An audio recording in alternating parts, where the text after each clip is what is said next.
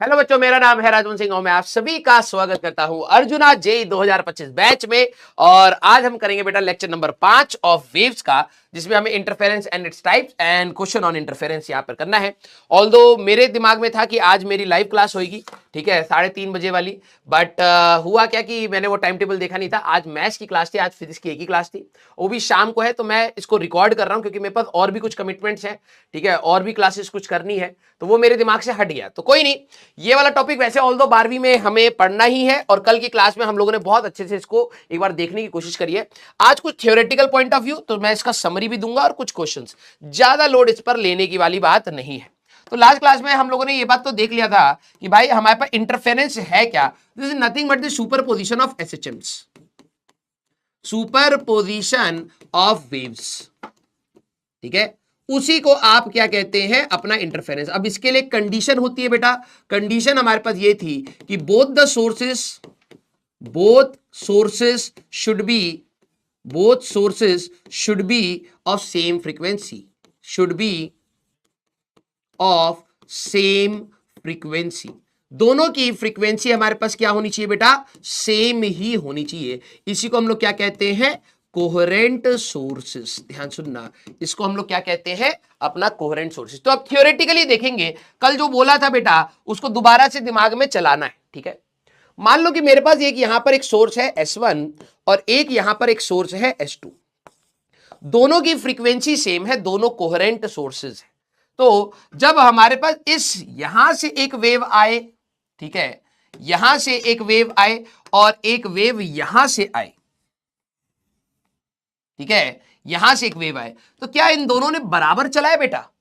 नहीं सर, दोनों ने सर अलग अलग चला है। मैंने कहा हां बिल्कुल बात सही है। अगर आप देखें, मैंने यहां पर कंपास रख करके ऐसे करा तो sir this is your path difference. ये है सर हमारे पास इन दोनों के बीच का पाथ डिफरेंस, जिसको मैंने बोल दिया है डेल्टा एक्स। तो अगर पाथ डिफरेंस है तो क्या फेज डिफरेंस भी होगा? हाँ सर। तो यहां पर sir phase difference that will be equal to 2 pi by lambda into path difference. Sir इसका मतलब क्या हुआ फेज डिफरेंस का?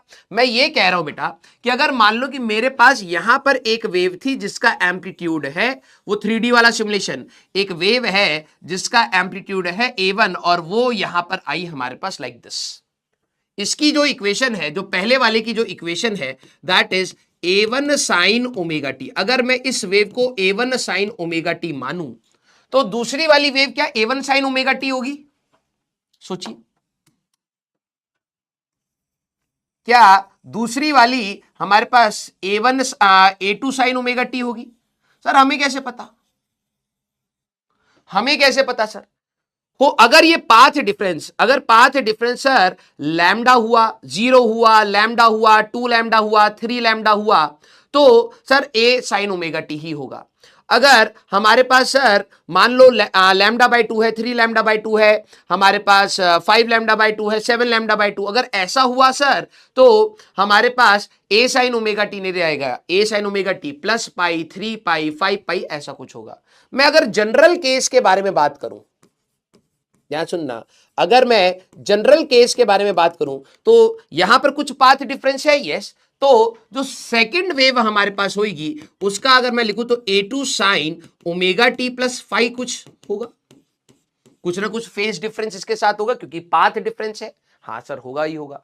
तो मैंने कहा जो यहां पर आपकी जो रिजल्टेंट वेव होगी that will be the superposition, इन दोनों का ही हमारे पास समीशन होगा, ठीक है। अब इन दोनों का जैसे ही समेशन होगा तो इसकी जो रिजल्टेंट वेव आपकी यहां पर बनेगी उसका एक अपना एम्पलीट्यूड होगा, ठीक है, इसका एक अपना एम्पलीट्यूड होगा AR, ठीक है। बहुत मस्त सा टॉपिक है, ध्यान से देखना। तो थियोरेटिकली क्या होता है, अगर आप देखें तो आप कहते हैं sir A1 sine omega t plus A2 sine omega t plus 5। Omega sir दोनों का सेम क्यों रखा है? क्योंकि ये दोनों ही हमारे पास कोहेरेंट है। तो अब आपने क्या करा बेटा, A1 sine omega t plus A2 sine A plus B, अगर आप इसको ओपन कर देंगे तो sine omega t cos 5 plus cos omega t sine 5। हाँ सर लिख सकते हैं। मैंने कहा अगर ब्रैकेट ओपन कर दे तो ये क्या आ रहा है बेटा, A1 sine omega t plus A2 sine omega t into cos phi plus A2 cos omega t into sine phi.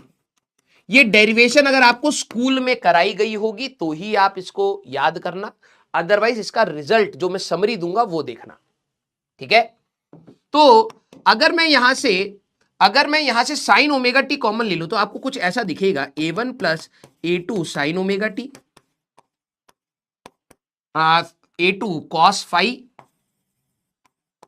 Sine omega t. अरे बहुत आसान है, घबराना मत सर, ये तो अजीब सी चीज हो रही है, बहुत आसान है, रुक जा बस पेशेंटली देखियो। और A2 sine phi into cos omega t. हाँ सर ये दिखा।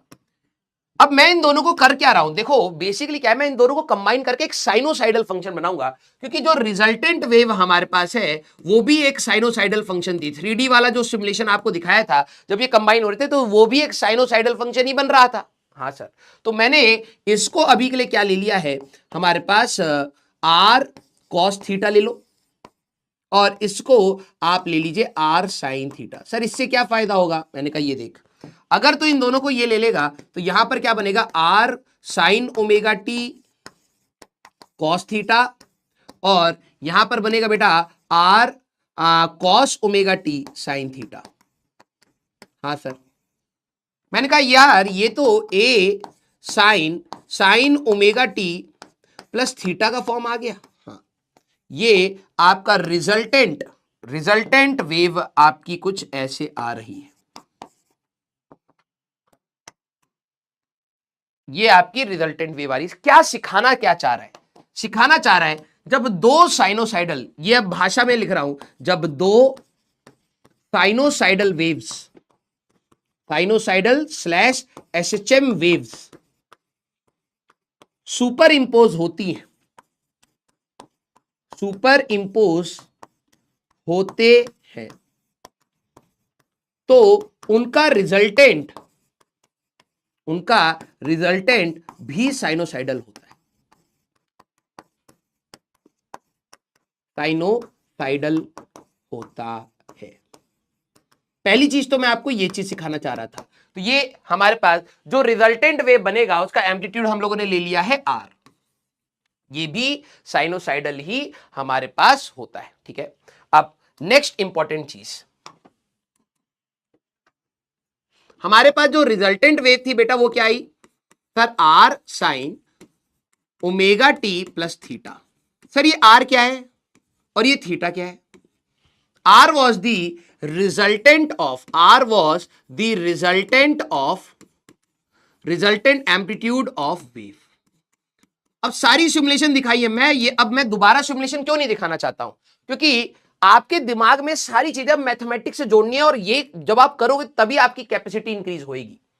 तो this is the resultant amplitude of wave, ठीक है, and this is phase difference with y1। अभी सब धीरे धीरे समझ आएगा, ठीक है। अब क्या है सर, ये वैल्यू कितनी होगी, तो मैंने कहा देखो r cos थीटा तुमने कितना लिया था बेटा और r sin थीटा तुमने कितना लिया था। सर r cos थीटा हम लोगों ने लिया था A1 plus A2 cos phi, और अगर आप देखें तो यह आया था A2 sin फाई। मुझे अगर एम्पलीट्यूड निकालना है तो मैंने कहा यार स्क्वायरिंग एंड एडिंग कर दो, क्या कर दो, स्क्वायरिंग एंड एडिंग। तो अगर आप देखें तो यहां पर आपका आ जाएगा R square into cos square theta plus sine square theta. हाँ, और अगर आप यहां पे स्क्वायरिंग एंड एडिंग करोगे तो यहां पे क्या बनेगा, A1 का स्क्वायर A2 का square cos square phi sir, ठीक है, cos square phi plus 2A1 A2 cos phi, ठीक है, प्लस A2 का स्क्वायर साइन स्क्वायर फाई, ठीक है। इन दोनों को अगर आप कॉमन ले लें तो cos square phi plus sine square phi क्या बन जाएगा, 1 है ना, ये दोनों का समीशन 1 हो जाएगा और इसका भी समीशन 1 हो जाएगा। रिजल्टेंट एम्पलीट्यूड जरा देखना, बहुत मस्त चीज आएगी, रिजल्टेंट एम्पलीट्यूड जरा आप सभी लोग देखना, तो resultant amplitude that will be equal to under root में a1 का स्क्वायर a2 का square plus 2a1 a2 cos phi. कुछ दिखा? हाँ सर, कहीं देखा देखा सा लग रहा है, ये कहीं देखा देखा सा लग रहा है। हाँ सर, देखा देखा सा तो लग रहा है। अरे वेक्टर एडिशन सर, थीटा क्या था हमारे पास, जरा यहां पे समझना। अगर आप दोनों का, हमारे पास दोनों का रेशियो ले ले, ठीक है, रेशियो अगर आप ले ले तो हमारे पास क्या आ जाएगा, रेशियो लेते ही सर tan थीटा अगर मैं निकालना चाहूं तो ये आ जाएगा sir a2 sin phi divided by a1 plus a2 cos phi.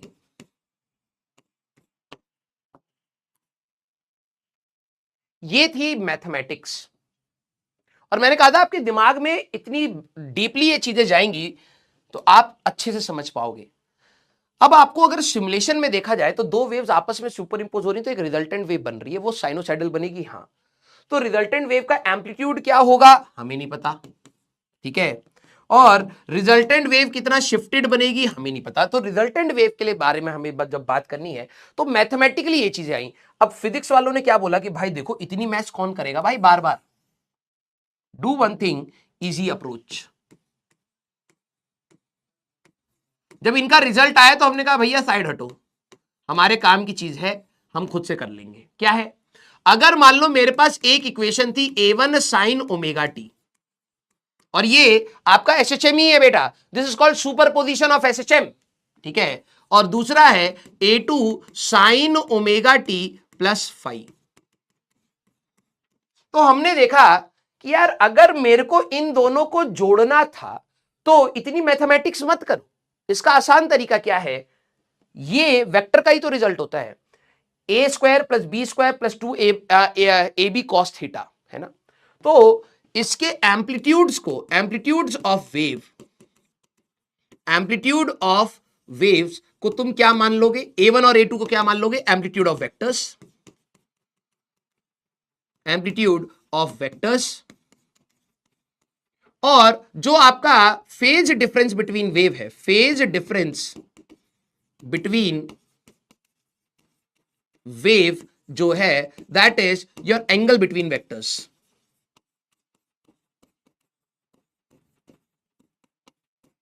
तो आपको इतनी गणित लगाने की जरूरत नहीं पड़ेगी, आप सीधे कहोगे एक वेक्टर आपने a1 ले लिया, हाँ, एक वेक्टर आपने a2 ले लिया, हाँ, और इनके बीच का जो भी फेज डिफरेंस है ये इनके बीच का एंगल ले लिया। अगर मेरे को कोई दो साइनोसाइडल फंक्शन फ्यूचर में जोड़ने पड़े तो मैं ये लगाऊंगा, क्यों, क्योंकि अगर आप इनको एज ए वेक्टर लेते तो इनका रिजल्टेंट क्या आता सर, इसका रिजल्टेंट आता अंडर रूट में a1 का स्क्वायर प्लस a2 का square plus 2a1 a2 cos five आता। मैंने कहा उतनी मैच क्यों लगाऊं, मैं सीधे करूंगा। ये रिजल्टेंट वेव का एम्पलीट्यूड आ गया, इन दोनों को कंबाइन करोगे तो रिजल्टेंट वेव का एक एम्पलीट्यूड होगा, वो कितना होगा, ये होगा into sine omega t plus theta. ये इस वाली वेव से कितना आगे होगा या एंगल होगा, तो वो आपका ये रहा थीटा। तो ये tan थीटा अगर आप निकालेंगे तो याद है a2 sine five divided by a1 plus a2 cos five.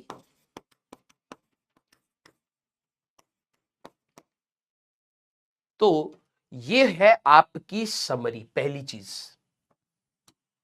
This is the summary which is very important. ये कब यूज करना है, कभी भी दो एसएचएम का सुपर पोजिशन करना हो तो ये यूज करना। अब इस पे कुछ एग्जाम्पल ले लेते हैं, पहले इतने से पार्ट पर कुछ एग्जाम्पल ले लेते हैं, ठीक है। जैसे मान लो मैंने कहा find the resultant of these two, ये एसएचएम ही है, साइन और कॉस एसएचएम है, इनका रिजल्टेंट बताओ, ठीक है। एक वेव ये है, एक वेव ये है, तो या तो आप मैथमेटिकली जाओ या तो ऐसे सोचो। तो मैंने कहा कि यार देखो this is 3 sign omega t, हाँ, और कॉस ओमेगा टी को क्या मैं ऐसे लिख सकता हूं, पहले तो दोनों को साइन के फॉर्म में ले आना, तो ये आ जाएगा sign omega t plus pi by 2, ये आ गया, इसको ऐसे लिख सकते हैं। जब इन दोनों का ये ट्रिग्नोमेट्रिक फंक्शन सेम हो जाए, साइन और साइन, ध्यान से देखना, जब इन दोनों का ट्रिग्नोमेट्रिक फंक्शन, यहां पर भी साइन है यहां पर भी साइन है, तो अब मैं यहां पे क्या कहूंगा, ये वाला था आपका 4, ठीक है। अब इन दोनों को जोड़ना है तो इन दोनों का जो भी रिजल्टेंट आएगा उसका एक एम्पलीट्यूड होना चाहिए साइन ओमेगा टी प्लस कुछ एंगल होना चाहिए, ठीक है। हमें यही दोनों चीजें चाहिए। तो अब इसको करने का तरीका क्या है, या तो तू फिर से साइन ए प्लस बी और ए माइनस बी ये सब करके पूरा सॉल्व कर, सब्स्टिट्यूशन कर, ये सब कर। दूसरा तरीका वेक्टर मेथड। इसमें क्या करना है सर, मैंने कहा कि भाई इसका ये वाला एम्पलीट्यूड है, इसका ये एम्पलीट्यूड है, तो दो वेक्टर मान ले, एक का एम्पलीट्यूड 3 एक का 4 और उनके बीच का एंगल है π/2। तो सर ये तो कुछ ऐसा दिखेगा, एक का 3 एक का 4 और 90 डिग्री। मैंने कहा तब तो सर रिजल्टेंट ये आएगा। तो मैंने कहा यही है सर, ये तो अंडर रूट में 3 का स्क्वायर प्लस 5 का स्क्वायर, 3 का स्क्वायर प्लस 4 का स्क्वायर, मैंने कहा तो ये तो 5 आएगा।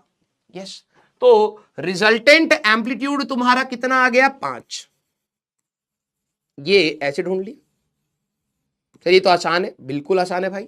कभी भी दो एसएचएम्स को जोड़ना हो, वेव्स को जोड़ना हो, साइनोसाइडल फंक्शंस को जोड़ना हो तो आप ये लगा सकते हैं। सर एंगल कितना होगा, मैंने कहा देख 3 साइन ओमेगा टी ये है, 4 साइन ओमेगा टी प्लस π/2 ये है, प्लस π/2 ना, तो ये वाला एंगल कितना होगा सर, ये 5 था, ये 53 डिग्री होगा। ये इससे आगे चल रहा है तो प्लस, अगर ये नीचे आता तो माइनस, तो प्लस 53 डिग्री, खत्म। ये रिजल्टेंट है, this is the resultant of these two waves, खत्म। सर इन दोनों को जोड़ना है, तो मैंने कहा ठीक है भाई जोड़ लेते हैं, ठीक है। इन दोनों का जो भी रिजल्टेंट वेव आएगा, जरा ध्यान समझना, उसका एक एम्पलीट्यूड आएगा, हाँ sir, sine of omega t plus minus जो भी होगा एक एंगल आएगा। मैंने कहा हाँ, ये समझना। सर ये है 3 sign omega t plus 30 degree, तो मैं इसका एक वेक्टर बना सकता हूं, कितने एम्पलीट्यूड का, 3 at an angle of 30 degree. अब ये पता है किनको दिक्कत आ रही होगी, जिनका एसएचएम में फेजर्स वीक है, ठीक है, फेजर ही है भाई। 3 sign omega t plus 30 degree, तो इनिशियल एंगल फाई की वैल्यू क्या है, तो मान ले 30 डिग्री। अगर तू यहां पर एक फेजर बनाता तो कहां पर रहता, ऐसे ही तो रहता ही है। ये फेजर की कमी है जिनको यहां पर दिक्कत आ रही है। ये आ गया पहला वाला हमारे पास। दूसरा है sir 3 sign omega t plus 90 degree, तो मैंने कहा रेफरेंस आपका ये है, यहां से 90 डिग्री, ये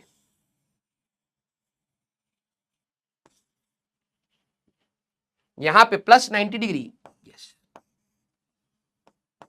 इन दोनों के बीच का फेज डिफरेंस कितना है sir, phase difference is omega t plus 90 minus omega T minus 30। Sir 60 degree का है फेज डिफरेंस। तो मैंने कहा यहां पर एंगल कितना दिखाई दे रहा है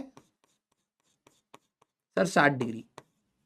तो जो भी रिजल्टेंट चाहिए, जब दो वेक्टर बराबर हो और उनके बीच का एंगल 60 डिग्री हो, तो इनका जो भी रिजल्टेंट आएगा बेटा, resultant will be this, that is 3√3। तो एम्पलीट्यूड क्या होगा इसके रिजल्टेंट वेव का, 3√3 करके देख लीजिएगा। और ये हमारे पास यहां पर बिल्कुल बीच में होगा, हाँ, तो ये वाला एंगल आपका कितना रहेगा sir, this angle will be 30 degree. तो साइन ओमेगा टी वाला, ए साइन ओमेगा टी एक्चुअली में आप यहां पे रिप्रेजेंट करते हैं, है ना यार। एसएचएम में आप लोगों ने देखा होगा कि भाई अगर पार्टिकल यही है तो ए साइन ओमेगा टी, अभी ये उस साइड जा रहा है, ए साइन ओमेगा टी प्लस 5 होता था, हाँ, टी इक्वल टू 0 पर अगर यहां है तो फाई की वैल्यू 0 आती थी, तो आप ए साइन ओमेगा टी करते थे, हाँ, तो इसके लिए वेक्टर क्या हो गया, यही तो हो गया, वही बनाया था, ठीक है। बिल्कुल एसएचएम के हिसाब से चलोगे मस्त हो जाएगा, कोई दिक्कत नहीं। तो 3 और 3 दोनों के बीच का एंगल 60 डिग्री, जब दो वेक्टर इक्वल इन मैग्नीट्यूड होते हैं एंगल 60 डिग्री होता है। रिजल्टेंट सर 3√3, तो ये आ गया हमारे पास 3√3। अब हॉरिजॉन्टल से अगर आप एंगल नापेंगे तो ये पूरा एंगल नापना पड़ेगा, तो सर 30 यहां 30 यहां, 60 डिग्री प्लस हो गया। दैट इज योर आंसर बेटा। That is your resultant wave. इन दोनों का एसएचएम को सुपर इंपोज करोगे तो ये मिल जाएगा, खत्म। जरा देखना इतनी सारी वेव्स को सर कैसे जोड़ूं, मैंने कहा जा जोड़ते हैं। Find the resultant of the superposition of waves 6 sin omega t, 5 sin omega t plus pi by 6, 5 sin omega t minus pi by 6, 5 sin omega t plus pi by 3, 5 sin omega t minus। इतनी सारी waves को कैसे super impose करें? Using vectors, otherwise maths करेगा मौत आ जाएगी। समझ आई बात? इन सब का जो भी रिजल्टेंट होगा, जिसमें तेरे को ये भी है, ये भी है, ये भी है, कितने 5 है, y4 है, y5 है, इन सबका अगर तेरे को जोड़ना है तो इन सबका एक रिजल्टेंट जो भी आएगा उसका एक एम्पलीट्यूड होगा, हाँ, sign omega t plus minus कुछ एंगल होगा। अब देर देखते हैं, ठीक है। 6 साइन ओमेगा टी, इसका वेक्टर कैसे बनाओगे? ये रहा सर, मैंने कहा ठीक है। 5 sign omega t plus pi by 6, plus मतलब ऊपर, क्यों? क्योंकि आप हमेशा एंगल, पॉजिटिव एंगल किधर नापते हो? इधर, this is your positive angle, और नेगेटिव एंगल किधर नापते हो? नीचे। तो जरा ये समझना, हमारे पास 5 sign omega t plus pi by 6, इसका फेजर बनाते तो कहां बनाते बेटा? सर यहां होता पार्टिकल, क्योंकि t इक्वल टू 0, जैसे t इक्वल टू 0 डालूंगा तो 5 साइन पाई बाय 6 से स्टार्ट होगा, तो सर कहीं ना कहीं यहां वैल्यू होगी। तो अगर आप देखें तो फेजर आपका कहां रहेगा? ये रहेगा ना फेजर, कितने एंगल पर सर? 60, ये 30 डिग्री पर। तो मैंने कहा अगर इसको मेरे को बनाना है तो लेट्स डू वन थिंग, मैं इसका फेजर बनाऊं तो ये कुछ ऐसा बन जाएगा सर, ये रहा 5, कितने एंगल? 30 डिग्री आगे। सर ये है 5 sign omega T minus pi by 6, मैंने कहा ये होगा। भाई अगर आपका ये प्लस है तो anti clockwise from plus x, और माइनस है clockwise from plus x. Phasor में भी ये बात करी हुई है बेटा, t इक्वल टू 0 डालना, अपने आप फेजर में तुम्हें क्वाड्रेंट पता लग जाएगा, फोर्थ क्वाड्रेंट होगा ये, ठीक है। ये आ गया 30 डिग्री, हाँ सर, ये भी 5, जरा देखना। फिर इसके बाद sir 5 sign omega t plus pi by 3, that is 60 degree. तो यहां पर एक और वेक्टर है बेटा 5, और यहां पर एक और वेक्टर है बेटा हमारे पास 5।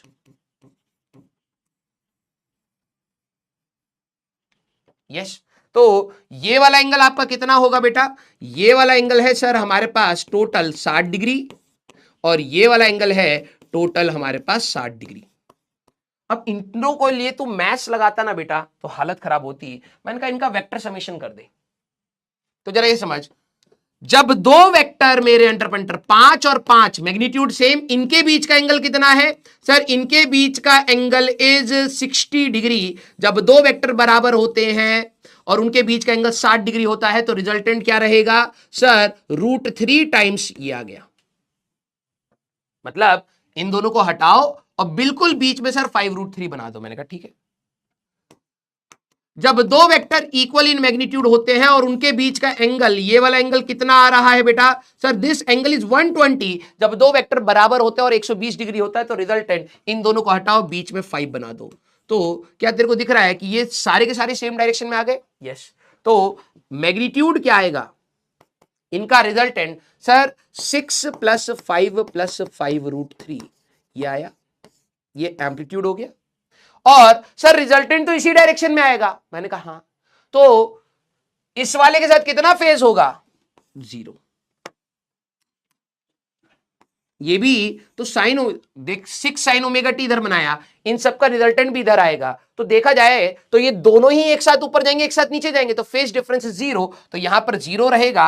और अगर तू देखे तो 11 + 5√3 इसका रिजल्टेंट आएगा साइन ऑफ ओमेगा टी +-0, या फिर ये इसका रिजल्टेंट है। खत्म। This is your resultant wave. Clear? ये हमारे पास था। तो पहली चीज आपको समझ आई कि कभी भी मेरे को दो एसएचएम का सुपरपोजिशन या दो वेव्स का सुपरपोजिशन करूंगा तो एक साइनोसाइडल फंक्शन ही बनेगा। पहली चीज ये सीखी हम लोगों ने। अब दूसरी चीज क्या सीखी, जब भी आपको दो एसएचएम्स का सुपरपोजिशन करना है, डू वन थिंग, आप उनके एम्पलीट्यूड्स को एक वेक्टर का मैग्नीट्यूड ले लो और उनके बीच का जो भी फेज डिफरेंस था फाई, उनके बीच का जो भी फेज डिफरेंस था फाई, उनके बीच का एंगल ले लो, बस वेक्टर सॉल्व करो, आपको रिजल्टेंट वेव मिल जाएगी। अब बात आती है हमारे पास इंटरफेरेंस, ठीक है, टाइप ऑफ इंटरफेरेंस। अब ये कल हम लोगों ने बात करी हुई है बेटा, ध्यान से सुनो। टाइप ऑफ इंटरफेरेंस,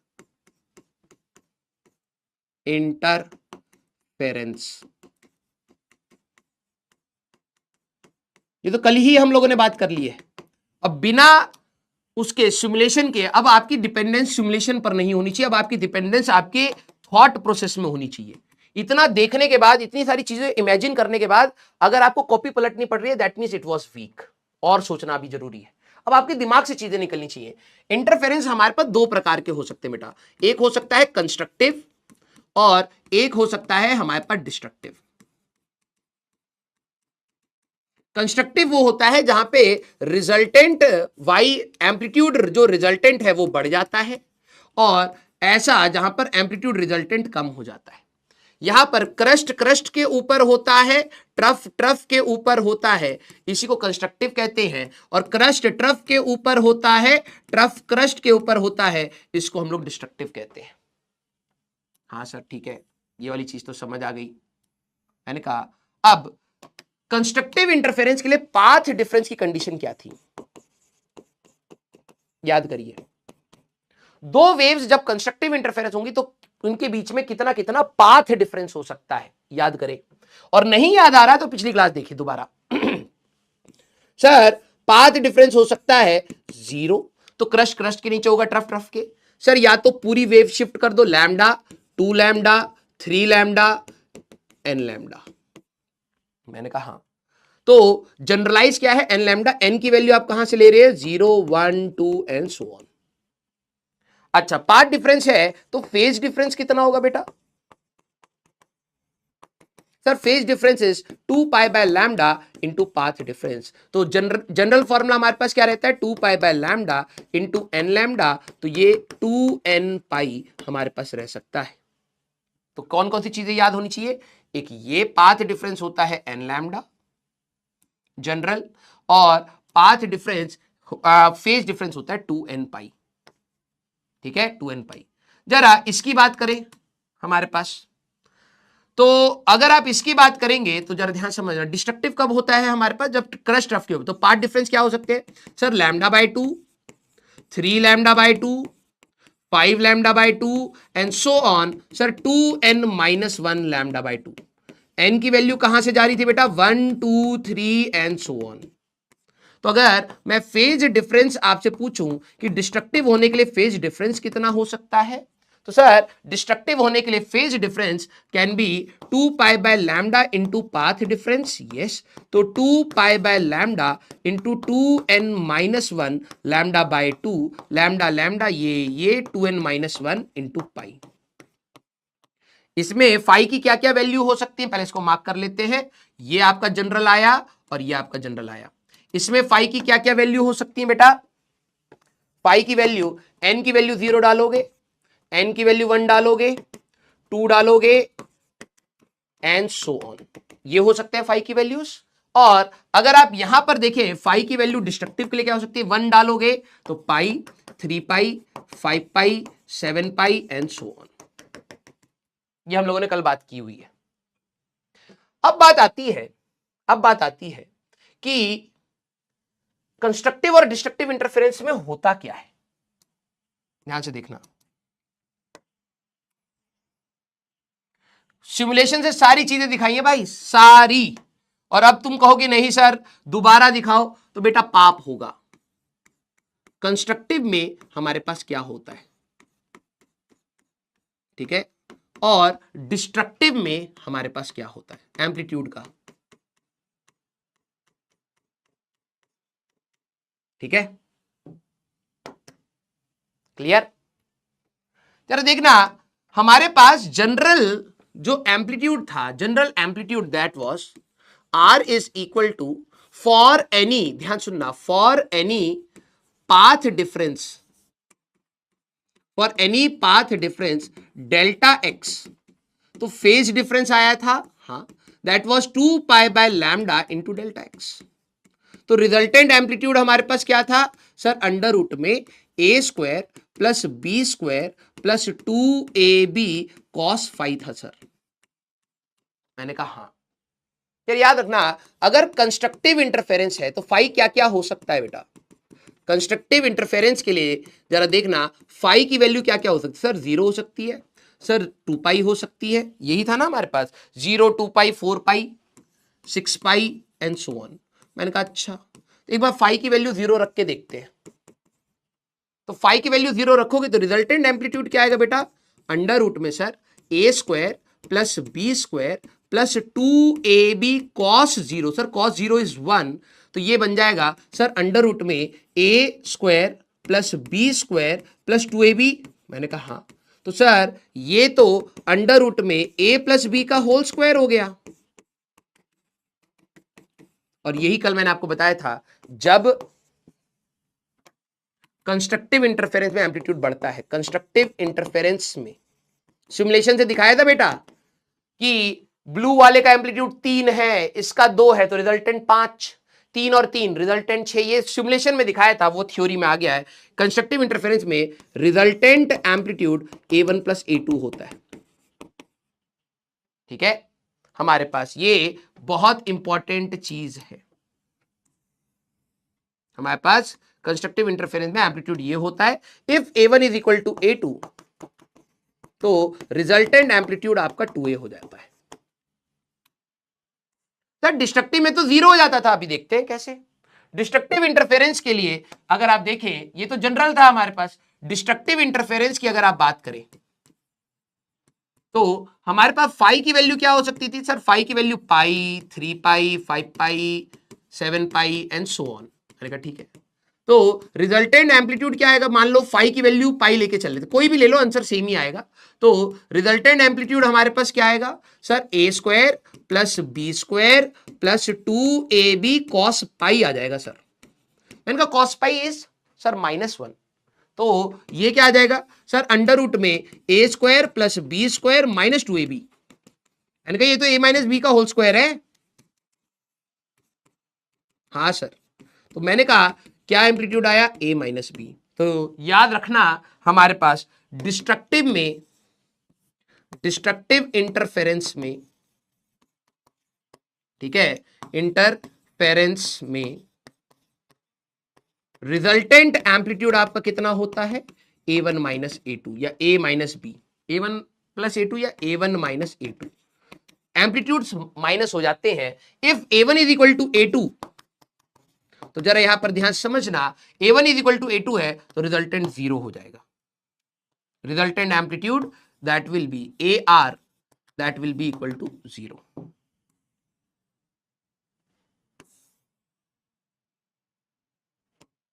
ठीक है, तो ये बात तो आई थिंक आप लोगों ने सिमुलेशन में भी देखी थी कि अगर मान लो बेटा कंस्ट्रक्टिव इंटरफेरेंस है तो इनका रिजल्टेंट एम्पलीट्यूड आपका क्या हो जाता है, बढ़ जाता है। यही तो बात आई थी।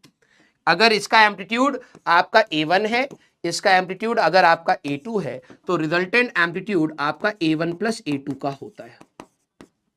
यस, अगर डिस्ट्रक्टिव की बात करें मान लो एक इसका एम्पलीट्यूड ये है और इसका एम्पलीट्यूड ये है, इसका a1 है, इसका a2 है, ठीक है, तो जब आप इनको सुपर इंपोज कराएंगे तो रिजल्टेंट वेव आपको कैसे मिलेगी, ऐसे मिलेगी, और इसका एम्पलीट्यूड आएगा आपका a1 माइनस a2, खत्म। This is your destructive interference. दोनों बराबर होंगे, रिजल्टेंट 0 होगा। सिमुलेशन से आपको ये चीज सिखाई थी। अब जरा लास्ट चीज इंटेंसिटी की बात कर लेते हैं। इंटेंसिटी इन इंटरफेरेंस,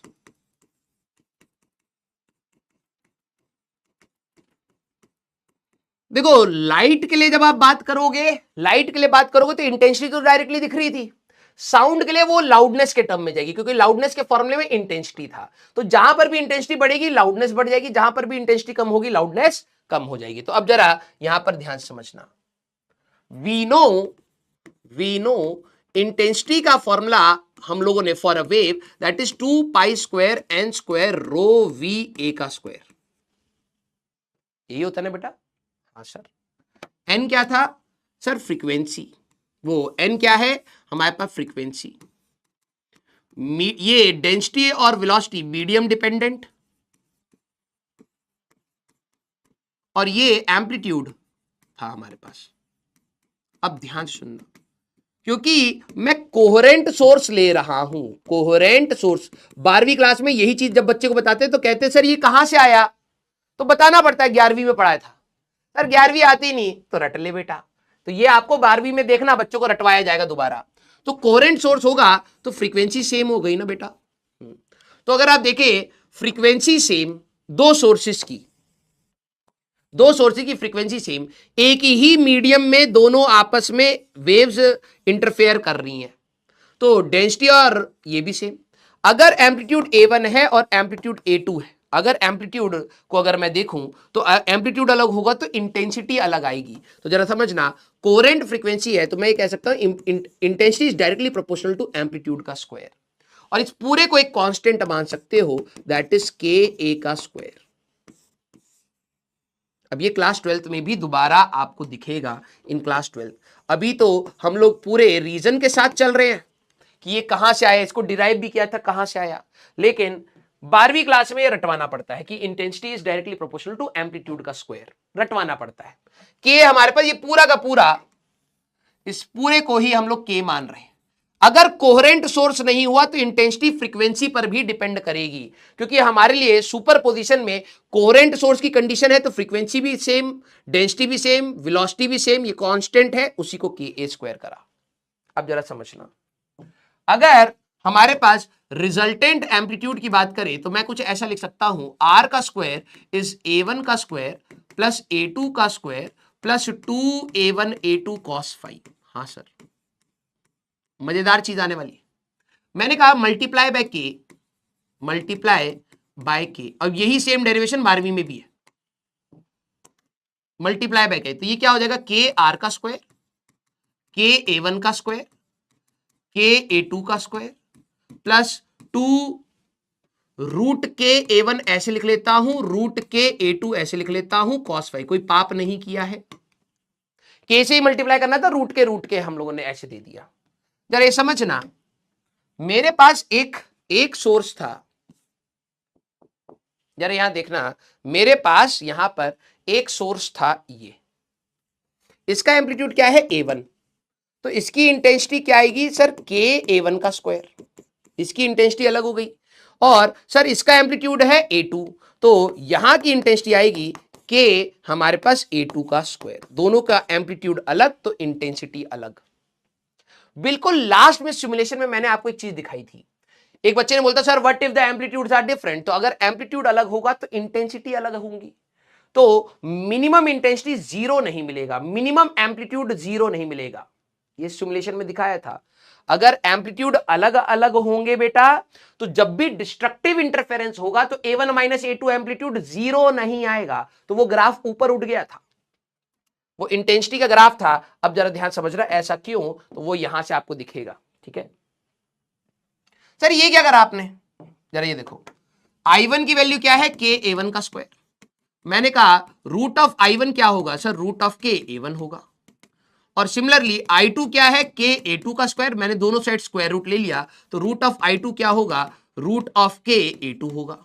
मैंने कहा उठा करके यहां रख दो बस, ये होगी रिजल्टेंट इंटेंसिटी, ये होगा आपका I1 I2 plus 2 root I1 I2। ध्यान से देखो, रूट ऑफ I1 क्या है? ये पूरा रूट ऑफ I1 है, ये क्या है? रूट ऑफ I2 है, तो 2 root I1 I2 cos phi, ये फॉर्मूला होता है रिजल्टेंट इंटेंसिटी का।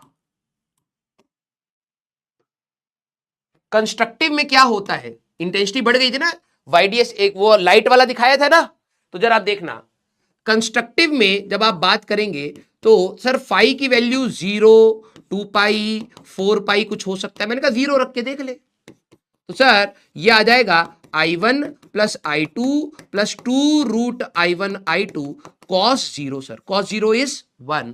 तो यहां पर कंस्ट्रक्टिव में इंटेंसिटी आपको मैक्सिमम मिलेगी। क्यों? क्योंकि अगर आप देखें तो I1 plus I2 plus 2√I1 I2 आ रहा है। This is nothing but root of I1 plus root of I2 का होल स्क्वायर। जब कंस्ट्रक्टिव इंटरफेरेंस होता है तो इंटेंसिटी बढ़ जाती है। If I1 is equal to I2 तो मैक्सिमम इंटेंसिटी मान लो ये I0 के बराबर है, तो अगर दोनों की इंटेंसिटी बराबर है तो मैक्सिमम इंटेंसिटी आपकी 4I0 आ जाएगी। चेक करिए। अब मैंने आपको सिमुलेशन दिखाया था, रिकॉल करेंगे, सेंटर पर ब्राइटनेस बढ़ गई थी जब मैं एक बल्ब को जला रहा था। रिकॉल करना, जब मैं एक बल्ब को जला रहा था तो उतनी ब्राइटनेस नहीं थी, लेकिन जब मैंने दोनों बल्ब को जलाया तो सेंटर पर ब्राइटनेस बढ़ गई, क्योंकि वहां इंटेंसिटी हो गई 4I0 बढ़ गई। सर डिस्ट्रक्टिव में क्या होगा? मैंने कहा डिस्ट्रक्टिव में करके देख ले। सर डिस्ट्रक्टिव में तो अंधेरा हो गया था। मैंने कहा हाँ, अब जरा देख तो फाई की वैल्यू क्या होती है डिस्ट्रक्टिव में? पाई, 3 pi, 5 pi, 7 pi and so on. कुछ भी वैल्यू रख ले, पाई रख ले, तो रिजल्टेंट इंटेंसिटी क्या आएगा sir? I1 plus I2 plus 2√I1 I2 cos pi. cos pi is -1। तो यहां पर आपका आ जाएगा I1 plus I2 minus 2√I1 I2। ये क्या रिजल्टेंट इंटेंसिटी तेरे को ऐसे दिख रही है? Root of I1 minus root of I2 का होल स्क्वायर। तो मिनिमम इंटेंसिटी जो आपकी होती है वो डिस्ट्रक्टिव में आती है, that is root of I1 minus root of I2 का होल स्क्वायर।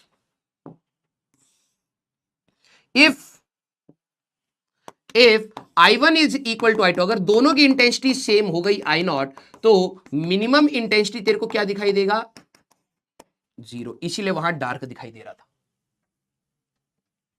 इसीलिए वहां पर डार्क दिखाई दे रहा था। खत्म। तो अब मैं आपको यहां पर सवालों में ले जाता हूं, फिर मैं समराइज करता हूं, देखते हैं कितना सोच पाते हो।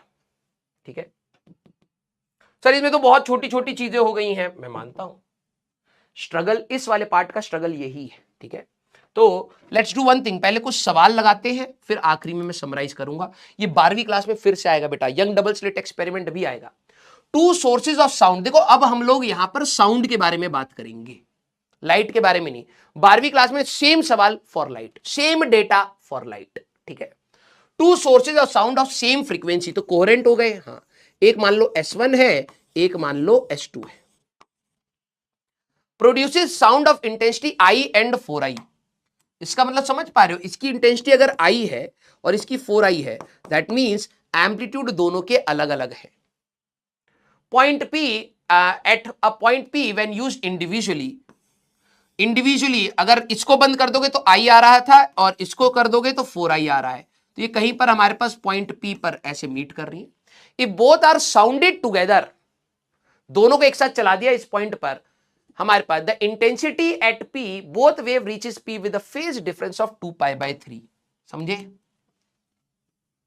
ये वेव और ये वेव जब पहुंची है तो इनके बीच में फेज डिफरेंस कितना है?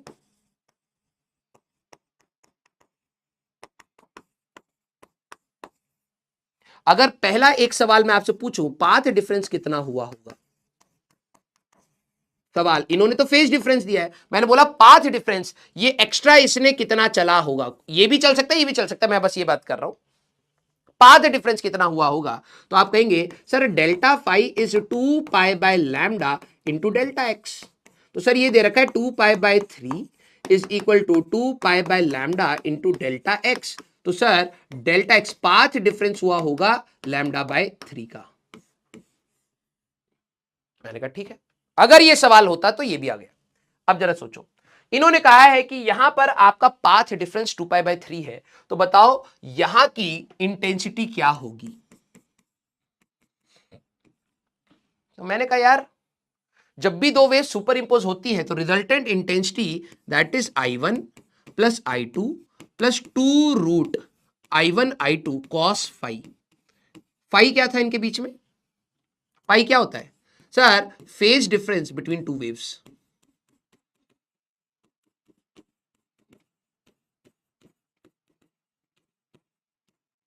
यही तो होता है जो क्वेश्चन में क्या दे रखा है 2π/3 हो तो गया। एक की इंटेंसिटी क्या दे रखी है सर, एक की इंटेंसिटी आई है, एक की इंटेंसिटी सर 4i है, तो ये twice of root of I into 4i into cos of 2π/3 that is 120 degree. ठीक है, तो ये कितना आ जाएगा बेटा 5i plus 4i cos of 120 degree.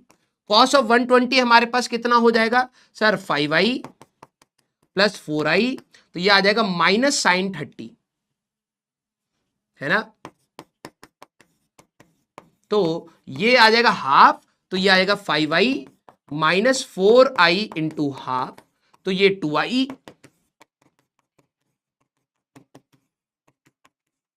Answer.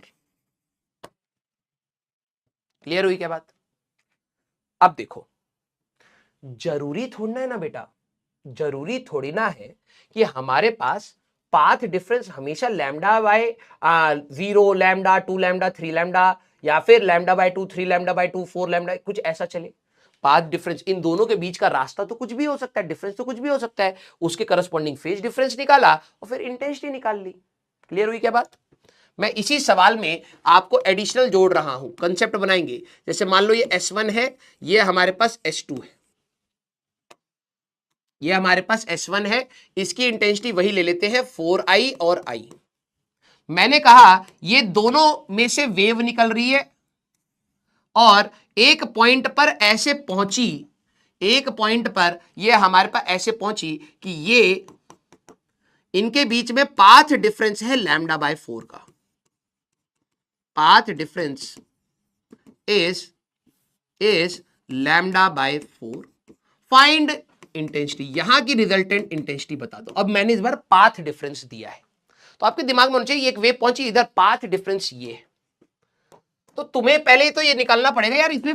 देख, अगर पाथ डिफरेंस 0 होता तो कंस्ट्रक्टिव हो गया होता, हमारे पास लैम्डा होता 2 लैम्डा तो कंस्ट्रक्टिव होता, lambda by 2 3 lambda by 2 5 lambda by 2 तो डिस्ट्रक्टिव होता। अगर path difference is lambda by 4, ठीक है, तो जरा यहां पर ध्यान से समझना, आप पहले फेज डिफरेंस निकालेंगे, that is 2π by lambda into lambda by 4, that is π/2।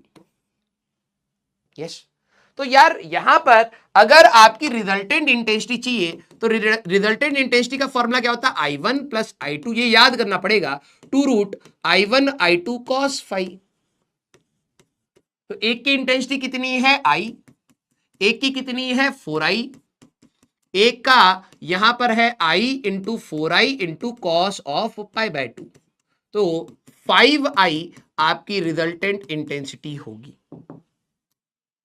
खत्म, यही तो पूछा था। ठीक है, एक बार पाथ डिफरेंस दिया तो फेज डिफरेंस निकाल करके यहां रख दिया, पहले ही फेज डिफरेंस दे दिया तो सीधे रख दिया। अब जैसे इसी में एक एडिशनल सवाल, ये एडिशनल है, कुछ बच्चे सोचे सर ये तो क्वेश्चन में दिया नहीं था, ये एडिशनल करा रहा हूं। ठीक है, अब एडिशनल, और मेरे पास एक था I और एक था 4i। ठीक है, सारे बच्चे जरा सोचना, इस पूरे रीजन में find ratio of Imin by Imax।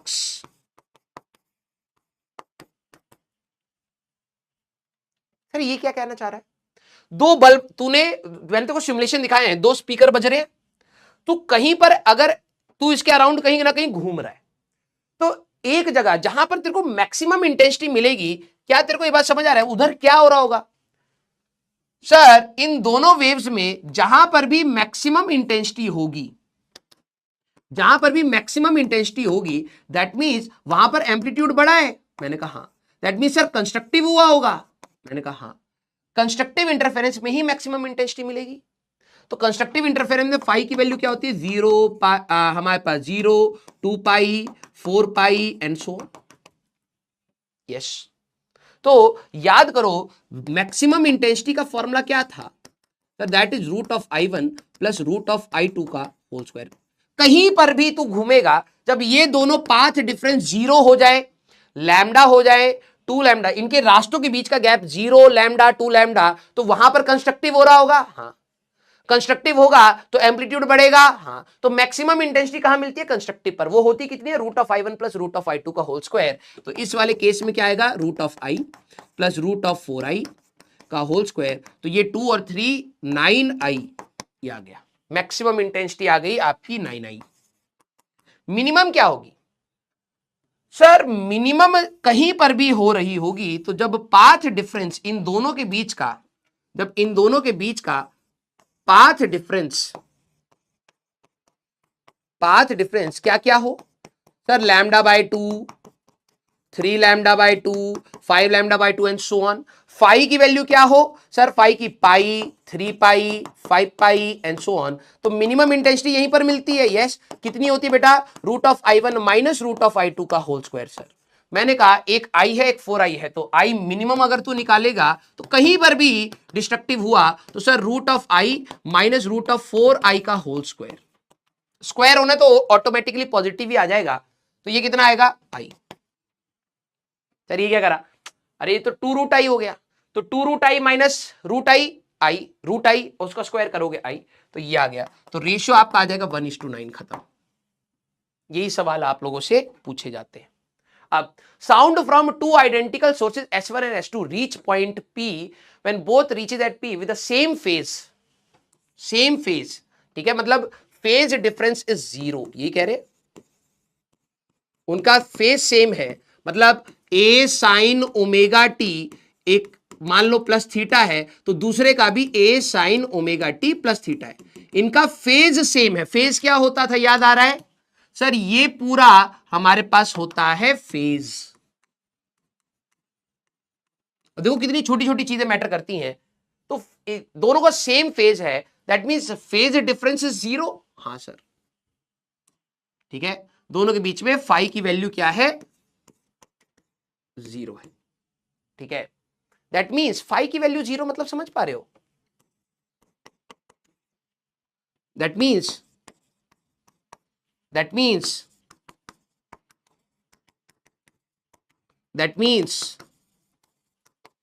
अब ये सारी चीजें दिमाग में चलनी चाहिए। The intensity at P is I0, मतलब हमारे पास sound from two identical sources, that means amplitude of both source same हो गई। तो A1 equal to A2 equal to A है, तो ऑब्वियस सी बात है I1 is equal to I2 is equal to I0 है। इंटेंसिटी किस पर डिपेंड करता है सर? फ्रीक्वेंसी पर और एम्पलीट्यूड पर, क्योंकि कोहेरेंट सोर्सेज है, फ्रीक्वेंसी सेम। आइडेंटिकल सोर्सेज है तो एम्पलीट्यूड भी सेम, तो दोनों की इंटेंसिटी सेम हो जाएगी। हाँ, तो अब जरा देखना, intensity at point P is, इसका मतलब समझ पा रहे हो? एक सोर्स ये रहा, एक सोर्स आपका ये रहा, एक सोर्स आपका ये रहा। एक ऐसा पॉइंट जहां पर पाथ डिफरेंस कितना है? 0। Phase difference is 0, that means path difference is 0। Path difference is 0। एक पॉइंट P आया, यहां पर मैक्सिमम इंटेंसिटी आई, और वो कितनी आई है हमारे पास? I0। ठीक है, मैं इसमें यहां पर I ले लेता हूं। दोनों की इंटेंसिटी हम लोगों ने ले ली I। Now intensity of S1 is reduced by 64% and phase difference is varied continuously। अब इनके बीच का phase difference वेरी हो रहा है। The ratio of maximum and minimum intensity is, ध्यान से सुनिएगा। ठीक है, पहले इस चीज को समझिए क्या हो रहा था कि हमारे पास दो सोर्सेज हैं, एक ऐसा पॉइंट जहां पर पाथ डिफरेंस 0 है। तो पाथ डिफरेंस 0 मतलब दोनों बराबर चले होंगे। हाँ, तो सर जब दोनों बराबर चलेंगे तो यहां तो कंस्ट्रक्टिव होगा सर। मैंने कहा यस सर, कंस्ट्रक्टिव होगा तो maximum intensity that will B √I1 plus √I2 का होल स्क्वायर। हाँ, क्योंकि सर ये दोनों बराबर है, √I प्लस √I का होल स्क्वायर। मैंने कहा हाँ, तो सर ये तो 4I आएगा। क्वेश्चन में इसी को I0 बोल दिया। मैंने कहा चलो ठीक है, ये याद रखेंगे हम लोग। इसी को इन्होंने I0 बोल दिया है। अब इन्होंने कहा है now intensity of S1 is reduced by 64%। Second scenario, case 2। एक सोर्स S1 था, हाँ, और एक सोर्स S2 है। इसकी इंटेंसिटी I ही रहने दी, और इसकी 64% से रिड्यूस कर दी, इंटेंसिटी रिड्यूस्ड बाय 64%। इसका मतलब समझ पा रहे हो? रिमेनिंग इंटेंसिटी क्या होगी सर? 0.36 ऑफ आई बचेगी। क्या तुम्हारे 100 मार्क्स आए, मैंने कहा भैया 64 मार्क्स उड़ा दो, तो कितने बचे? 36 मार्क्स। वही तो है। तो अब इसकी इंटेंसिटी कितनी हो जाएगी? इसकी इंटेंसिटी हो जाएगी 0.36 ऑफ आई। समझ आया? Now intensity of S1 is reduced by 64% and phase difference is varied continuously. इसका मतलब समझ पा रहे हो? Phase difference is varied continuously. Phase अगर वेरी कर रहा है that means path difference very कर रहा है। याद करो वो बच्ची वाला एग्जांपल, बच्ची यहां से जब मैं मूव कर रहा था तो एक बार आवाज तेज आ रही है, एक बार कम आ रही है, तेज आ रही है, कम आ रही है, तेज आ रही है, कम आ रही है, यही हो रहा था ना। तो आप ये समझिए जब ये बच्ची यहां पर थी तो पाथ डिफरेंस कुछ और था, हाँ पाथ डिफरेंस कुछ और था, तो फेज डिफरेंस कुछ और होगा। मैंने कहा अब ये बच्ची यहां से, मान लो ये वाली बच्ची यहां से यहां मूव करके आ गई, तो अब सर पाथ डिफरेंस कुछ और होगा तो फेज डिफरेंस कुछ और होगा। हाँ सर, दैट मींस ये क्या कहना चाह रहे हैं कि फेज डिफरेंस वेरी करा रहे हैं। इसका मतलब समझे कि वो पॉइंट मूव कर रहा है। Find the ratio of maximum and minimum intensity. हो तो गया। तुम कहीं ना कहीं मूव कर रहे हो। कोई बच्चे कहेंगे कि सर आप स्ट्रेट लाइन क्यों ले रहे हो? अरे बात वही है, कोई दिक्कत नहीं है, ठीक है, तुम मूव कर रहे हो। अब आपको कहीं पर आपको मैक्सिमम इंटेंसिटी मिलेगी, कहीं पर मिनिमम मिलेगी। तो ऑब्वियस सी बात है सर, जहां पर भी wherever path difference will be zero या फेज डिफरेंस हमारे पास जीरो होगा, ठीक है, पाथ डिफरेंस जीरो हो, लैम्डा हो, 2 लैम्डा हो, 3 लैम्डा हो, या फिर जीरो हो, 2 पाई हो, 4 पाई हो, जहां पर भी होगा सर इंटेंसिटी उसको मैक्सिमम मिलेगी। कितनी मिलेगी sir? Root of i1 plus root of i2 का होल स्क्वायर। तो एक है रूट ऑफ आई प्लस एक है रूट ऑफ 0.36 आई का होल स्क्वायर। तो ये कितना आ जाएगा बेटा? Root of I plus 0.6 of root of I का होल स्क्वायर। तो आप इसको 1.6 का स्क्वायर इंटू आई लिख सकते हैं। कहीं ना कहीं तो इसका अगर आप नोटिस करें, कहीं ना कहीं तो path difference wherever path difference जब लैम्डा बाय 2 हो, 3 लैम्डा बाय 2 हो, 5 लैम्डा बाय 2 हो एंड सो ऑन, जब भी हमारे पास पाथ डिफरेंस ये होंगे तो फेज डिफरेंस हमारे पास क्या रहेगा सर? हमारे पास पाई, 3 पाई एंड सो ऑन, 5 पाई, ये सब रहेगा। जब भी ऐसी कुछ कहानी होगी तो सर डिस्ट्रक्टिव इंटरफेरेंस हो जाएगा। मैंने कहा मिनिमम इंटेंसिटी क्या होती है उधर सर? वो होती है root of i1 minus root of i2 का होल स्क्वायर। मैंने कहा एक कितना है सर? एक है root of I minus root of 0.36 I का स्क्वायर। तो ये क्या आएगा? Root of I minus 0.6 root I का स्क्वायर। तो ये 0.4 का स्क्वायर इंटू आई। बस रेशियो पूछा था, आई मैक्स बाय आई मिन, that is I max is 1.6 का स्क्वायर डिवाइडेड बाय हमारे पास 0.4 का स्क्वायर। सॉल्व कर लेना, you will get your answer. तो क्वेश्चन को फील करना पड़ता है वेव ऑप्टिक्स में, दिखता नहीं है, यहां पर फील करना पड़ेगा। Sound from two identical sources, दोनों आइडेंटिकल सोर्सेज मतलब कोहेरेंट हैं और एम्पलीट्यूड भी सेम कर रहे हैं। सर दोनों की इंटेंसिटी सेम हुई, राइट, दोनों की इंटेंसिटी सेम हुई। रीचेस पी, एक कोई पॉइंट होगा when both reaches P with the same phase. Sir sign omega T same phase है, मतलब फेज डिफरेंस नहीं है यार, फेज डिफरेंस नहीं तो पार्ट डिफरेंस नहीं, दैट मींस कंस्ट्रक्टिव हो रहा होगा सर। और दोनों की इंटेंसिटी आई और आई है तो इंटेंसिटी हो जाती है 4i0 सर। तो i0 की वैल्यू है हमारे पास 4i0। Now intensity of S1 is reduced by 64%। एक की इंटेंसिटी यहां पर आई थी, इसकी 64% से रिड्यूस कर दी, तो बची कितनी? 0.36। तो 0.36 i0 का ज्यादा काम है नहीं, आप पूरा सवाल i0 के टर्म्स में करोगे तो यहां पर i0 की वैल्यू रख सकते हो, दैट विल बी 1.6 हमारे पास, क्योंकि हमारे पास क्या था? 4i is equal to i0 आया था ना। हाँ, तो i की वैल्यू अगर आप देखोगे तो i0 बाय 4 रख देना। क्योंकि हमें तो रेशियो लेना है, तो कोई दिक्कत वाली बात है नहीं, ठीक है। आप 4 रख सकते हो, क्योंकि 4i वॉज i0। फिर उन्होंने कहा कि यार इसकी ना 64% कम कर दी, तो मैंने कहा 30.36 बचा होगा। अब दोनों इंटेंसिटी जब अलग अलग हो गई तो मिनिमम इंटेंसिटी 0 तो नहीं मिलेगा। यस। अब इन्होंने कहा है कि सर फेज डिफरेंस वेरी हो रहा है। फेज डिफरेंस वेरी मतलब पार्ट डिफरेंस वेरी। तू जब यहां रहेगा तो दोनों के बीच का पार्ट डिफरेंस कुछ आया, हाँ। जब तू यहां रहेगा तो दोनों के बीच का पार्ट डिफरेंस कुछ और आएगा, हाँ। मैंने सिमुलेशन में तेरे को सिखाया था बेटा, जब यहां पर सोर्स, यहां सोर्स जब बीच में थे तो दोनों वेव्स आ रही है, तो पार्ट डिफरेंस कितना था? 0। जब तू ऊपर गया, एक वेव यहां, एक वेव यहां, कुछ पार्ट डिफरेंस आ रहा था, यस। तो जैसे जैसे तू मूव कर रहा है, क्या यहां पर पार्ट डिफरेंस वेरी कर रहा था? हाँ। तो इन्होंने कहा कि आप मूव करने लगे, पाथ डिफरेंस वेरी होने लगा, एक ऐसा पॉइंट आया जहां पर आपको मैक्सिमम इंटेंसिटी मिली, दैट मींस कंस्ट्रक्टिव हुआ होगा।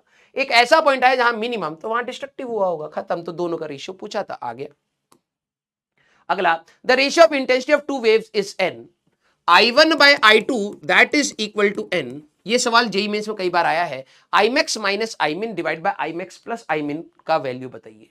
तो मैंने कहा यार Imax क्या होता है? अगर अलग अलग इंटेंसिटी है तो root of I1 plus root of I2 का स्क्वायर। और Imin क्या होता है? तो sir root of I1 minus root of I2 का स्क्वायर। मुझे Imax प्लस Imin और Imax माइनस Imin करना है, तो मैंने let's do one thing, I1 I2 plus 2 root I1 I2 cos phi.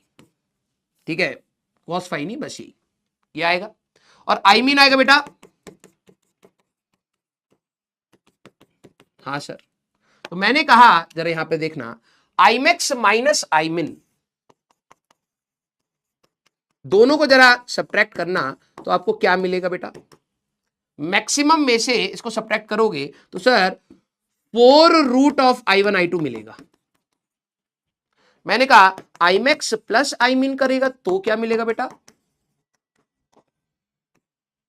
Sir इन दोनों को जब जोड़ूंगा तो ये कट जाएगा, twice of I1 plus I2 मिलेगा।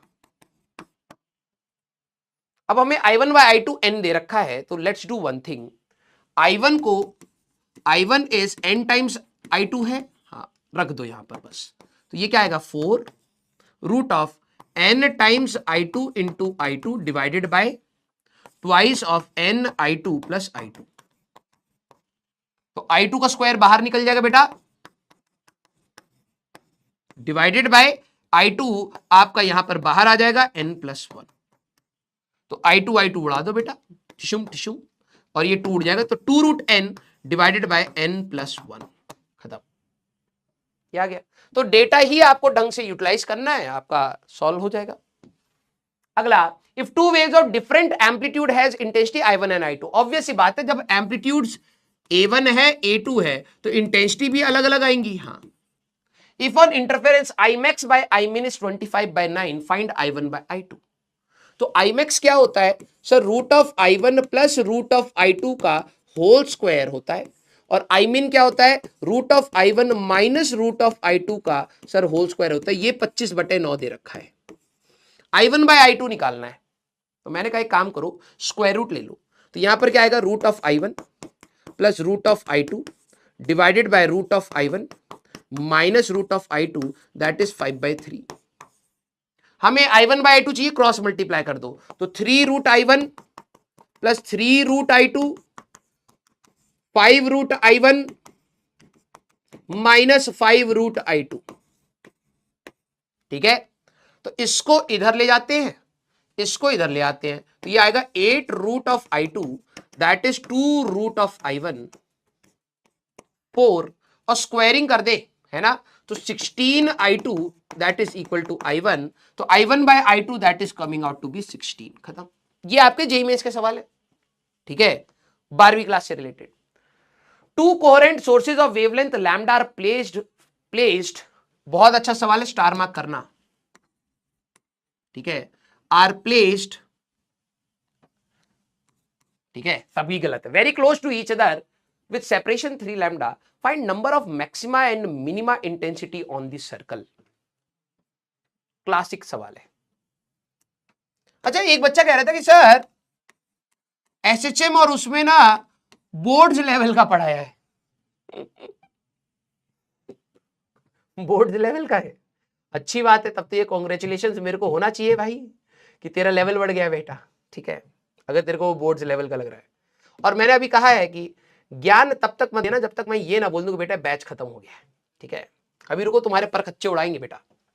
टू कोहेरेंट सोर्सेज, बेटा आखिरी के चैप्टर में ना हम लोगों ने बोर्ड जेईई मेंस से भी ऊपर की बातें करी हैं, और मैंने फोकस करा है more on the learning part rather than कि मैं बस तुम्हें बता दूं कि हो क्या रहा है, मतलब क्या करना है, क्योंकि ये जो चैप्टर्स है ना तू वैसे भी भूलेगा, लेकिन अगर तूने इसके अंदर इंटरेस्ट डेवलप कर लिया ना तो रिवाइज करने में हालत टाइट नहीं होगी।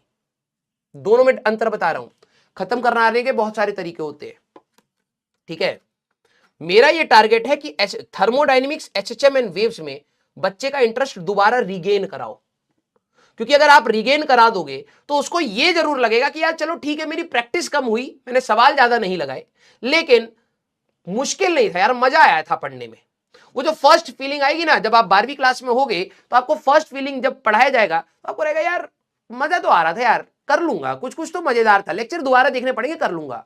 और अगर मैं सिर्फ प्लेन फॉर्म में चला जाऊंगा ना तो तेरे को उस टॉपिक से इरिटेशन हो जाएगी बेटा, और एक बार टॉपिक से इरिटेशन हुई तो 12वीं क्लास में तेरे को पता क्या लगेगा, यार भाई दोबारा से दिमाग लगाना, ये बहुत बड़ा डिफरेंस है, ठीक है।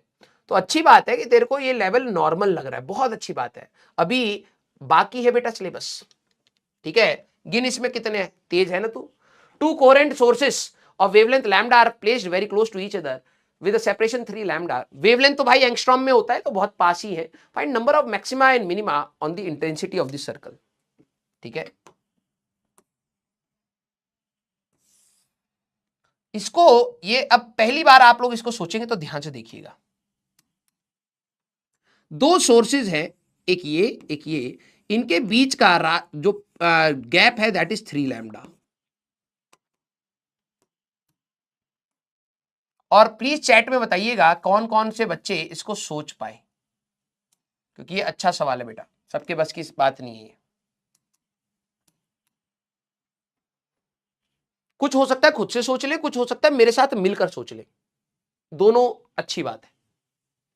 दो सोर्सेज, मान ले यहां पर भी एक स्पीकर है या लाइट है, यहां पर भी लाइट है, तो यार लाइट तो हर डायरेक्शन में निकलेगी, लाइट हर डायरेक्शन में निकलेगी। मान ले तेरे पास एक क्रिकेट ग्राउंड था गोल, यहां पर एक स्पीकर, यहां पर एक स्पीकर, तू यहां खड़ा होगा तब भी तो स्पीकर से आवाज आएगी, तू यहां खड़ा होगा सर्कमफ्रेंस में तब भी स्पीकर से आवाज आएगी, यहां खड़ा होगा तब भी स्पीकर से आवाज आएगी। अब जरा ध्यान से सुनना, तुम लोग कह रहे थे ना कि सर क्या ये रियल वर्ल्ड में होता है, होता है, लेकिन बात है कि कुछ कंडीशंस के अंडर होएगा, हमेशा नहीं दिखेगा। जैसे तुम्हारे घर में 2 स्पीकर बज रहे हो तो ऐसा नहीं होगा कि यार पापा अलग से टीवी चला रहे हैं, मम्मी अलग से चला रहे हैं, तो तुम एक ऐसा पाथ डिफरेंस निकाला 0, पाथ डिफरेंस लैम्डा/2 यहां पर हो रहा है, भाई यहां पर बैठ के पढ़ाई करूंगा, टीवीओ की आवाज नहीं आएगी, नहीं, एक कंडीशन के अंदर ये चीज की जा सकती है, समझ रहे हो। तो अब आप ये समझना कि वो कंडीशन सेटिस्फाइड है, अब तुम जब यहां पर जाओगे तो इंटरफेरेंस हो रहा है, समझ आई मैंने क्या बात बोली। नॉर्मली सर हम लोग जब स्पीकर चलाते हैं हमें तो ऐसा कोई पॉइंट नहीं मिलता जहां पर मैं जाके खड़ा हो जाऊं तो स्पीकर की आवाज ना आए, मुझे तो हर जगह ही आती है, क्योंकि कुछ कंडीशंस होती है, वो मैंने कहा था मैं 12वीं क्लास में बताऊंगा। पहली बात, दोनों सोर्सेस आपके कोहेरेंट होने चाहिए। अगर आपने 2 स्पीकर रखे, हल्की सी भी डिफरेंस हो गई, एक ने एम्पलीट्यूड थोड़ा ज्यादा करा, एक ने एम्पलीट्यूड थोड़ा कम करा, ये कोहेरेंट नहीं होंगे। कोहेरेंट नहीं हुए तो सुपर पोजिशन, क्रस्ट क्रस्ट के ऊपर, ट्रफ ट्रफ के ऊपर आ ही नहीं पाएगा। फ्रीक्वेंसी अगर सेम हुई तभी तो तुम्हारा वेवलेंथ सेम होगा, फ्रीक्वेंसी सोर्स डिसाइड करता है, स्पीड मीडियम डिसाइड करता है, speed is equal to frequency into wavelength. अगर तेरी फ्रीक्वेंसी सेम हुई तभी दोनों सोर्सेज का, अगर एक सोर्स ये है और एक सोर्स ये है, दोनों सोर्सेज का फ्रीक्वेंसी सेम है, मीडियम सेम है, तभी तो वेवलेंथ सेम हुआ, तभी तो क्रस्ट क्रस्ट के ऊपर आएगा, ट्रफ ट्रफ के ऊपर आएगा, सुपरपोजिशन में कंस्ट्रक्टिव और डिस्ट्रक्टिव की बात होगी। हाँ सर, तो एक्चुअली में पहली तो कंडीशन है कोहेरेंट, और दूसरी बात उनके बीच का सेपरेशन, 2 स्पीकर्स के बीच का सेपरेशन उनके वेवलेंथ के ऑर्डर का होना चाहिए। अब ये बात समझ नहीं आएगी कईयों को, इसलिए कह रहा हूं तो अभी मान के चल कि 2 स्पीकर तूने एक क्रिकेट ग्राउंड है उसके सेंटर पे रखे, और तू जब भी सर्कमफ्रेंस पे मूव करेगा तो तेरे लिए इंटरफेरेंस हो रहा है। अब तेरे को ये बताना है कि एक चक्कर अगर मैं लगाऊं, क्रिकेट ग्राउंड का चक्कर लगाऊं, तो कितनी बार मेरे को लाउड सुनाई देगा, कितनी बार मेरे को कुछ नहीं सुनाई देगा। सर ऐसा होगा क्यों? मैंने कहा दिमाग लगा, तू मान ले इधर खड़ा है तो वेव इधर से आएगी, वेव इधर से आएगी, तो जरा ये बताना जब ये दोनों वेव्स यहां से यहां आएंगी तो इनके बीच का पाथ डिफरेंस कितना होगा? सोचो सोचो सोचो सोचो। एक वेव यहां से यहां आई, अगर तू मान ले क्रिकेट ग्राउंड में इधर से इधर खड़ा, इधर इस पॉइंट पे खड़ा इक्वी डिस्टेंस सेंटर पर, तो इस वाले पॉइंट पर पाथ डिफरेंस कितना होगा? सर पाथ डिफरेंस 0 होगा। मैंने कहा path difference 0 means sir constructive interference हो जाएगा, यहां पर आपकी इंटेंसिटी बढ़ जाएगी, तो यहां पर अचानक से लाउड साउंड सुनाई देगी। अगर यहां सुनाई दे रही है तो यहां पर भी सुनाई देगी। क्यों सर? अरे भाई ये वाला भी तो पाथ डिफरेंस क्या होगा? सर ये वाला भी पाथ डिफरेंस हमारे पास 0 है, और पाथ डिफरेंस 0 है तो फेज डिफरेंस, या फिर आप सीधे बोलो सर कंस्ट्रक्टिव इंटरफेरेंस होगा, इंटेंसिटी बढ़ जाएगी, लाउडनेस ज्यादा होगी। तो यहां पर ध्यान सुनना, अगर इस स्पीकर की इंटेंसिटी आई नॉट है तो यहां पर 4 आई नॉट की इंटेंसिटी सुनाई दे रही होगी, और यहां पर भी 4 आई नॉट की इंटेंसिटी सुनाई दे रही होगी। समझ आई बात? अच्छा जरा इस पॉइंट को देख, ये वाली वेव एक इधर से एक वेव आई इधर, तू अब यहां खड़ा है, पहले इन पॉइंट्स को पकड़ोगे अपने आप समझ आ जाएगा। तू यहां पर खड़ा है तो एक वेव ऐसे आई,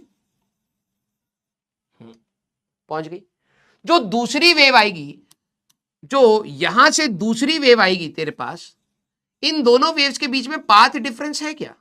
सोच, एक वेव यहां से बन के आई, उसने इतना लेंथ चला, एक वेव यहां से यहां आई, तू यहां से दौड़ रहा है, तेरा दोस्त यहां से दौड़ रहा है, क्या दोनों ने बराबर दौड़ा? नहीं सर, यहां पर सर ये जो एक्स्ट्रा दौड़ा है ना, यहां पर पाथ डिफरेंस होगा सर 3 लैम्डा का। मैंने कहा अच्छा path difference 3 lambda, that means sir constructive interference होगा, इंटेंसिटी बढ़ जाएगी, इंटेंसिटी 4 आई नॉट हो जाएगी सर, लाउडनेस आएगी दोबारा से। अगर वहां वो चीज हो रही है तो यहां पर भी वही चीज होगी, एक वेव ऐसे आई, इसने ये चला, दूसरी वेव यहां से आएगी तो उसने पूरा चला, तो उसका पाथ डिफरेंस कितना है? 3 लैम्डा। तो यहां पर भी तेरे को फिर से कंस्ट्रक्टिव इंटरफेरेंस दिखेगा, 4 आई नॉट इंटेंसिटी। 4 पॉइंट्स तो सर ये हो गए। मैंने कहा अच्छा एक बात बता, यहां पर पाथ डिफरेंस कितना था? 0, मतलब दोनों बराबर चल रहे? हाँ सर। मैंने कहा अगर तू इधर आएगा तो क्या इनके बीच में पाथ डिफरेंस बढ़ना स्टार्ट हुआ? तू और तेरा दोस्त रनिंग कर रहा है, मान लो यहां जो पहुंचेगा वो जीतेगा, तो तुमने तो बराबर दौड़ा। हाँ, अगर मैं कहूं यहां नहीं पहुंचना है, यहां पहुंचना है, तो क्या आप तेरे को समझ आ रहा है यार इसको तो कम चलना पड़ेगा, इसको ज्यादा चलना पड़ेगा? यस। तो जब तू यहां से यहां आएगा तो पाथ डिफरेंस बढ़ेगा। अब कोई बच्चा बोले सर मैं इतना कैसे सोचूंगा? बेटा पहली बार सवाल करा रहा हूं, तेरे को सीखना है, खुद से सोच पाया, थोड़ा सा हिंट पकड़ लिया तो अच्छी बात है, नहीं तो सीख, अगली बार तो तेरे को ऐसा सवाल दिखेगा तो तेरे दिमाग में यही सारी चीजें चलेंगी।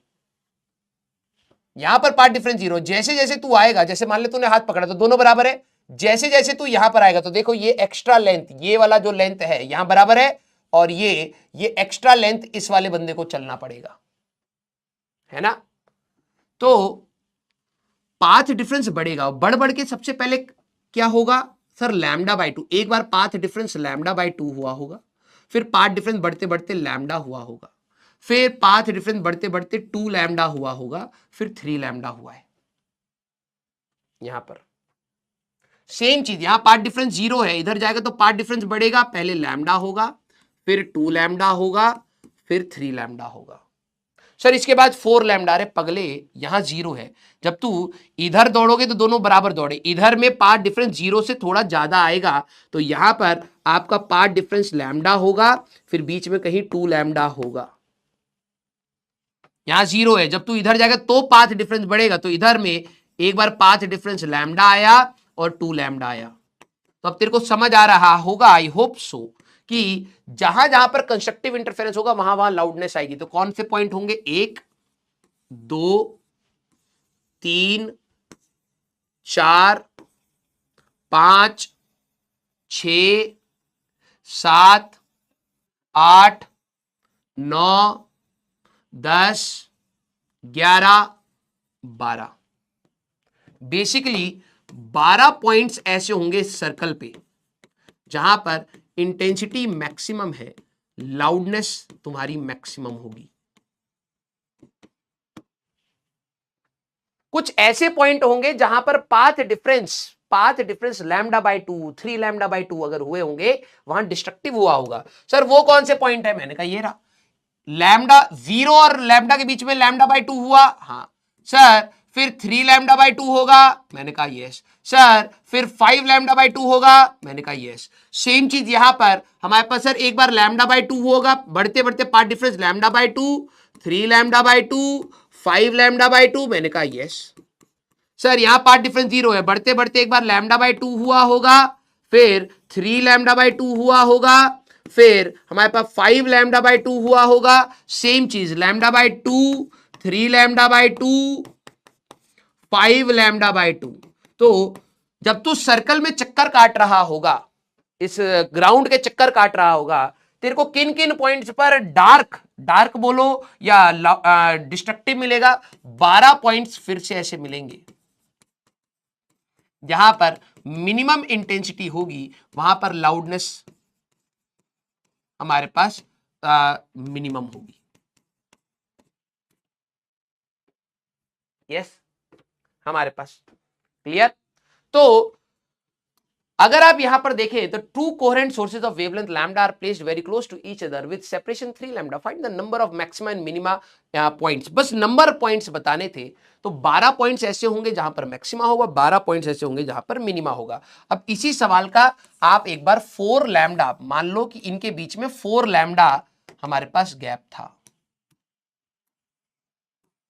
क्या थोड़ा और अच्छा करना है? तो इस बार हमारे पास, या चलो 4 लैम्डा का करो पहले।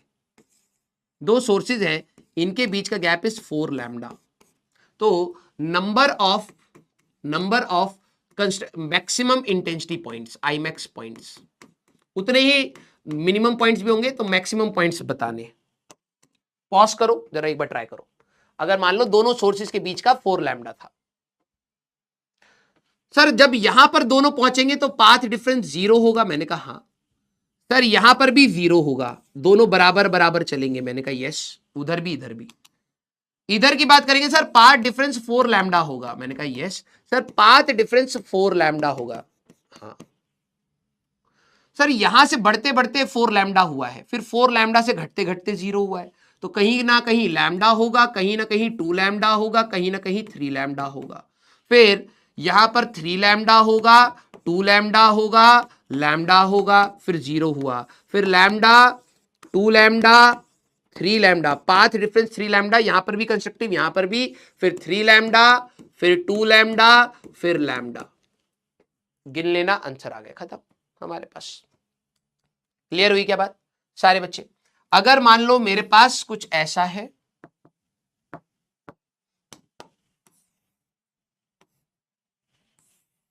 दो सोर्सेस थे बेटा हमारे पास, ठीक है, हमारे पास दो सोर्सेज है। इस बार इनके बीच का जो है दैट इज 3 लैम्डा बाय 2। अब बताओ कितने मैक्सिमम होंगे? तो सर इनके बीच का 3 लैम्डा बाय 2 है।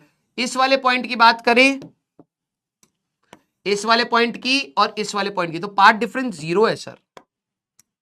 मैंने कहा हाँ, तो सर यहां कंस्ट्रक्टिव होगा, और सर पाथ डिफरेंस 0 है सर, यहां कंस्ट्रक्टिव होगा।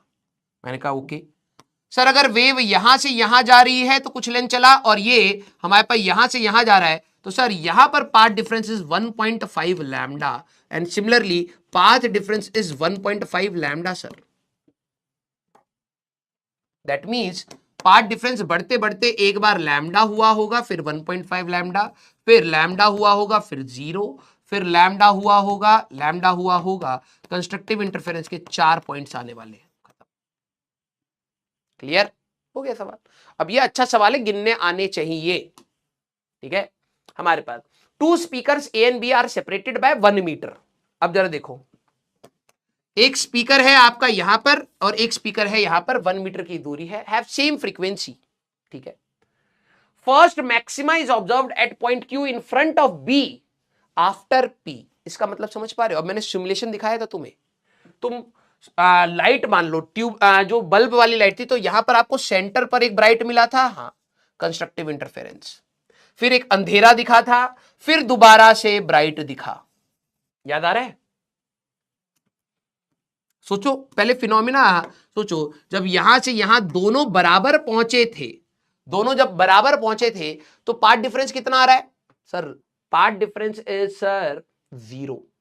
तो कंस्ट्रक्टिव हुआ? हाँ सर कंस्ट्रक्टिव हुआ है। और अगर हम देखें तो इंटेंसिटी मैक्सिमम होगी। तो अब क्वेश्चन दोबारा रीड कर, दो स्पीकर है, इनके बीच का गैप कितना है? 1 मीटर, हैविंग सेम फ्रीक्वेंसी, तो मतलब कोहेरेंट हो गए। ये दे रखा है फर्स्ट मैक्सिमा, एक तो सेंटर पर है, इसके बाद जब तुम मूव कर रहे हो तो इनका first maxima is observed at point Q in front of B, B के बिल्कुल सामने ही आपको फर्स्ट मैक्सिमा मिला है। यहां तो पार्ट डिफरेंस 0 था, तो यहां कितना पार्ट डिफरेंस होना चाहिए? सोचे, तुम सिमुलेशन याद करो वो वाला, वेव आई, पार्ट डिफरेंस यहां पर 0 लिखा आ रहा था, ठीक है, जब मैंने लैम्डा की वैल्यू 4 रखी थी, याद करो। फिर मैं जब ऊपर जाने लगा था तो यहां पर वेव ऐसे और यहां पर ऐसे, तो पाथ डिफरेंस दिखा रहा था। हाँ, ये वाला पाथ डिफरेंस जैसे जैसे लैम्डा बाय 2 हुआ, बीच में आपको कंस्ट्रक्टिव मिला, वो ये। फिर जैसे जैसे लैम्डा बाय 2 हुआ तो सर डिस्ट्रक्टिव हो गया था, तो डार्क दिखा था। यस। फिर और ऊपर जाओगे तो हमारे पास जैसी यहां की वेव और यहां की वेव में पाथ डिफरेंस कितना हो जाएगा? लैम्डा हो जाएगा। तो सर दोबारा से आपको ब्राइट दिखेगा, रोशनी दिखेगी या लाउडनेस सुनाई देगी? तो इस सवाल में इन्होंने क्या बोला है कि जो पहली बार आपका मैक्सिमा आ रहा है बिल्कुल इसके सामने आ रहा है, तो पाथ डिफरेंस कितना होना चाहिए? लैम्डा। तो सर अब करूं कैसे? अच्छा एक बात बता, वेव कैसे आई होगी? सर एक तो ये आई और एक ये आई, इन दोनों रास्तों के बीच का पार्ट डिफरेंस निकाल सकता है कितना होगा? बी क्यू कितना लेंथ है सर? That is 2.4 metre. मैंने कहा ए क्यू कितना लेंथ है सर? पाइथागोरस से निकाल लेंगे, 2.4 का स्क्वायर प्लस 1 का स्क्वायर, तो ये 2.6 आ जाएगा। क्या इन दोनों के बीच का, ध्यान सुनना, इन दोनों के बीच का जो भी ये पाथ डिफरेंस है, पाथ डिफरेंस ये कितना होना चाहिए बेटा?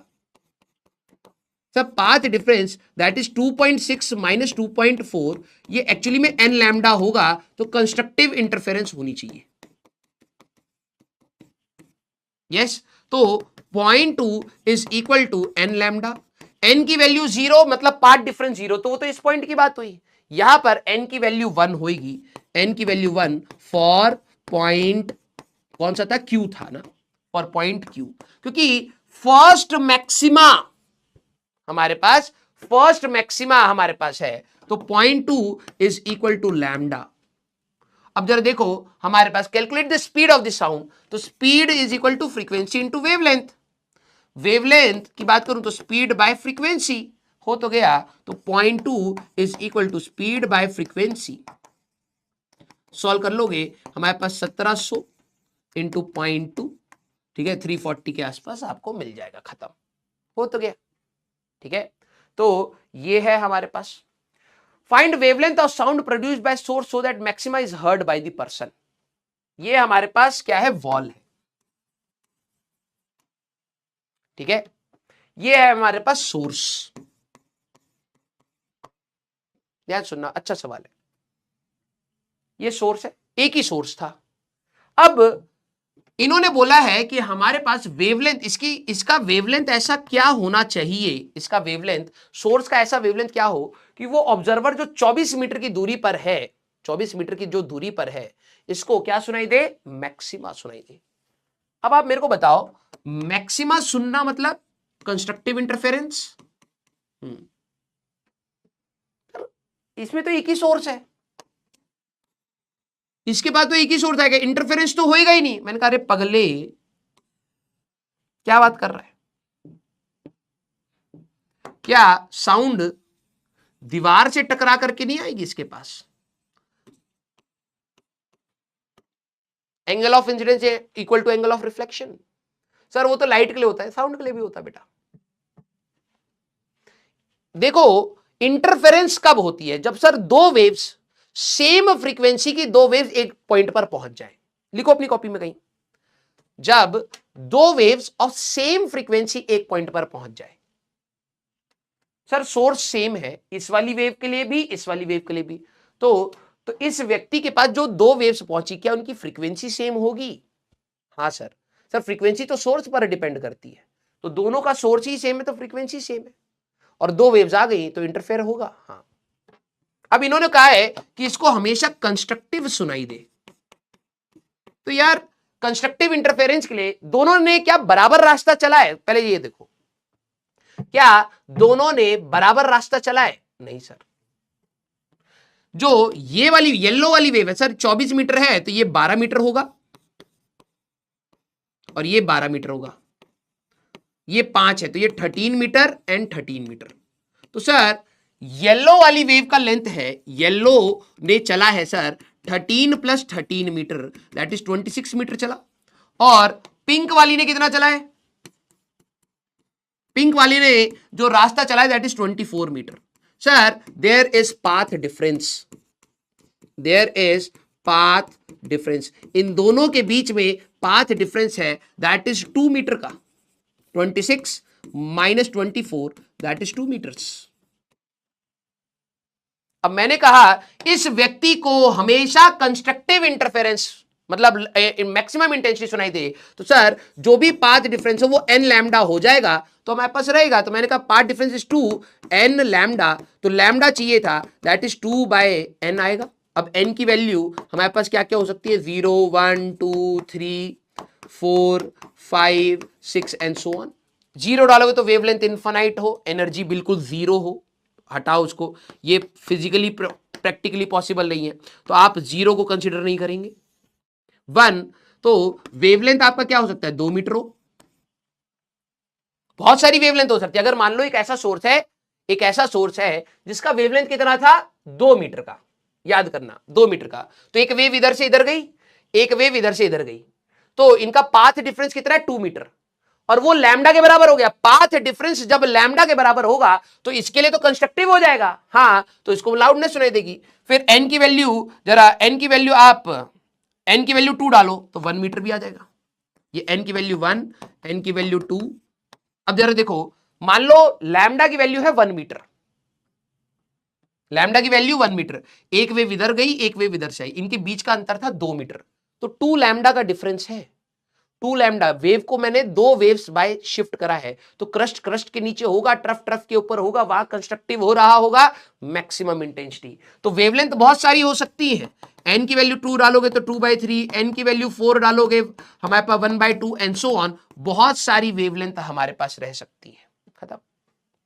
अब ये आपके मैच द कॉलम में और मल्टीपल करेक्ट में आपको ऑप्शंस दिए जा सकते हैं। तो दिस वाज योर इंटरफेरेंस, ठीक है।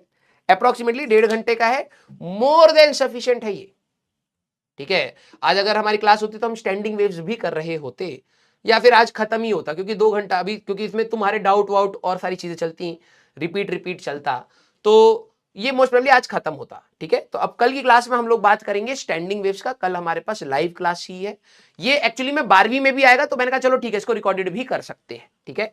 तो आप लोग प्लीज इसको करके रखिएगा and do let me know कि कितना आप सोच पा रहे हैं। इस बार मैंने सिमुलेशन नहीं दिखाई, इस बार मैं टेस्ट करना चाहता हूं कि आप सिमुलेशन से कितना सोच पा रहे हो, ठीक है। तो फिर मिलते हैं बेटा नेक्स्ट क्लास में, till then tata bye bye, take care, पढ़ते रहिए, मचाते रहिए।